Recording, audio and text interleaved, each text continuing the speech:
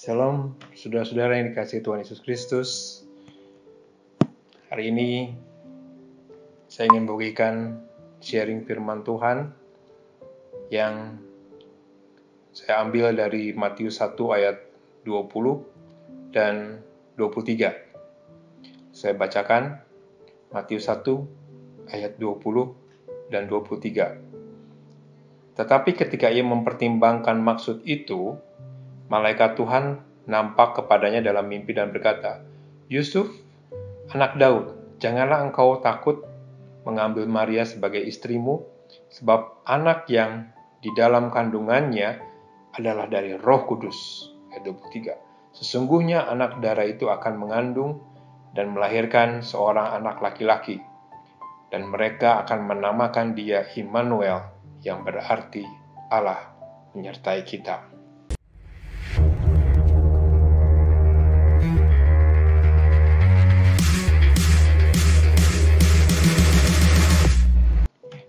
Ya, saya dapatkan dari renungan firman hari ini, yaitu tema firman Tuhan, Immanuel, Allah beserta kita.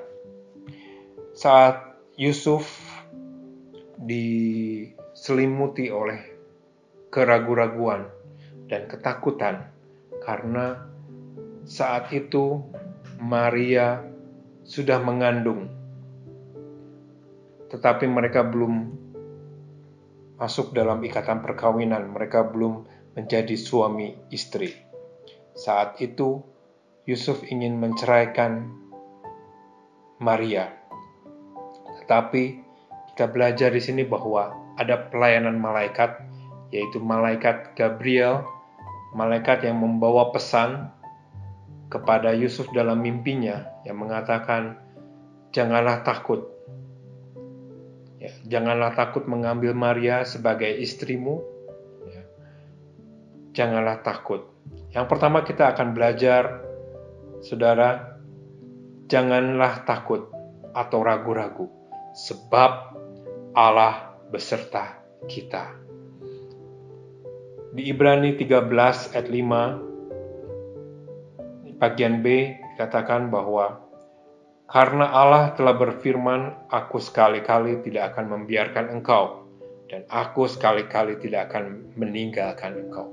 Ini janji firman Tuhan buat kita selama masa pandemi ini, bahwa Allah, aku tidak akan meninggalkan engkau, aku tidak akan membiarkan engkau. Amin, saudara. Ya, ketika Nabi Yeremia mendapatkan pesan dari Tuhan untuk sebagai penyambung lidah Tuhan kepada bangsa Israel, Yeremia berkata, dia masih muda, diliputi keraguan-raguan juga. Yeremia 1 ayat 6 sampai 8. Yeremia 1 ayat 6 sampai 8. Maka aku menjawab, Tuhan Allah, sesungguhnya aku ini tidak pandai. Aku tidak pandai berbicara, sebab aku ini masih muda. Tetapi Tuhan berfirman kepadaku, janganlah katakan aku ini masih muda, tetapi kepada siapapun engkau kuutus, haruslah engkau pergi. Dan apapun yang kuperintahkan kepadamu, haruslah kau sampaikan. Janganlah takut kepada mereka, sebab aku menyertai engkau untuk melepaskan engkau, demikianlah firman Tuhan. Nah, saudara, ketika Yeremia mendapatkan firman dari Tuhan, Yeremia pun sama. Saat itu diliputi oleh keraguan-raguan, saat itu Yeremia diliputi oleh ketakutan, dan dia berkata, Tuhan, aku ini masih muda, aku tidak pandai berbicara. Ya.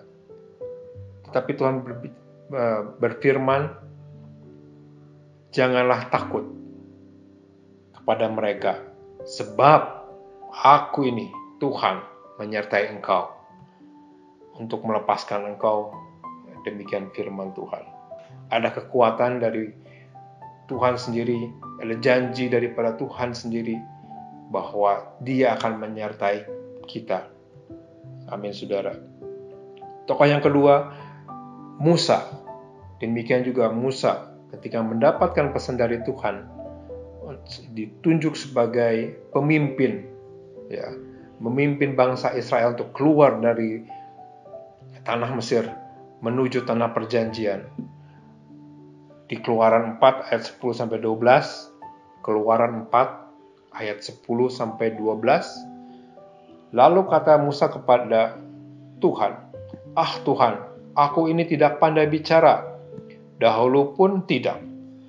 Dan sejak Engkau berfirman kepada hamba-Mu pun tidak, sebab aku berat mulut dan berat lidah." Tetapi Tuhan berfirman kepadanya, "Siapakah yang membuat lidah manusia? Dan siapakah yang membuat orang bisu atau tuli? Membuat orang melihat atau buta? Bukankah aku, yakni Tuhan? Oleh sebab itu pergilah, aku akan menyertai lidahmu dan akan mengajar engkau apa yang harus kau katakan." Jadi saudara, Musa pun sama. Ketika diutus oleh Tuhan, dia berkata, "Tuhan, aku ini tidak pandai bicara. Ya, aku tidak pandai bicara. Aku ini berat lidah dan berat mulut." Ya. Tetapi Tuhan berfirman, "Pergilah, aku akan menyertai lidahmu dan mengajar engkau." Ini ada janji firman Tuhan juga kepada Musa, bahwa dia akan disertai oleh Tuhan. Tuhan akan memakai lidahnya, ya, untuk mengajar apa yang harus Musa katakan, ya, kepada Fir'aun. Saudara, ada penyertaan Tuhan. Tuhan akan menyertai hidup saudara. Ya.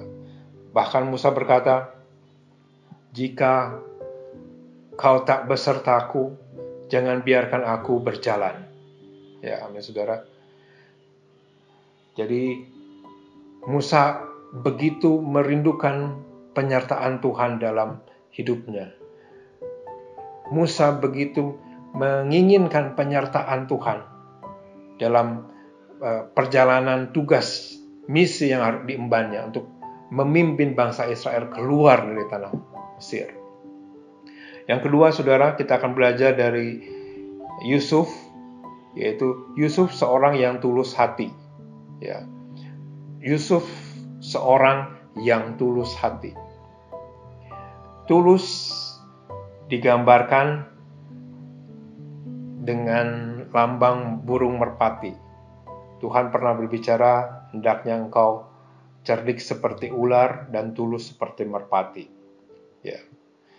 Dalam terjemahan firman Allah yang hidup, dikatakan bahwa Yusuf itu seorang yang menjunjung tinggi tata susila.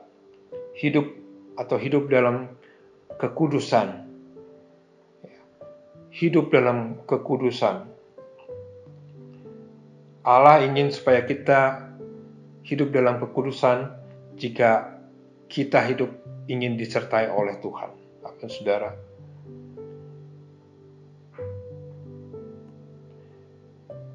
Firman Tuhan di Ibrani 12 ayat 14 berkata, "Berusahalah hidup damai dengan semua orang dan kejarlah kekudusan, sebab tanpa kekudusan tidak seorang pun akan melihat Tuhan." Ya. Di 1 Petrus 1 ayat 16 juga dikatakan bahwa sebab Tuhan sendiri telah berkata, "Hendaklah kamu kudus sebab aku kudus." Hendaklah kamu kudus sebab aku kudus, saudara.